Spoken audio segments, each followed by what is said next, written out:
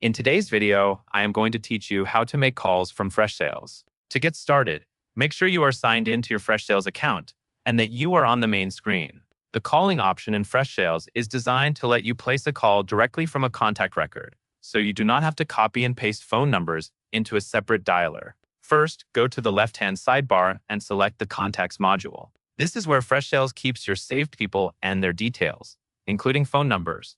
Once you are in Contacts, you will see a list view with multiple records. Take a moment to confirm you are looking at the correct contact list, especially if your account uses filters or different contact segments. If you do not see the person you need right away, scroll through the list until you find the right record.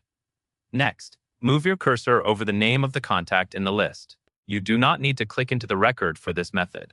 When you hover over the name area, Freshsales will reveal quick actions related to that contact. This hover behavior is important because the call option is designed to stay hidden until you are focused on a specific record. Hover slowly and keep your pointer within the row for that contact so the icons have time to appear. Now, look for the phone icon that shows up next to the phone number. This is the call dialer button.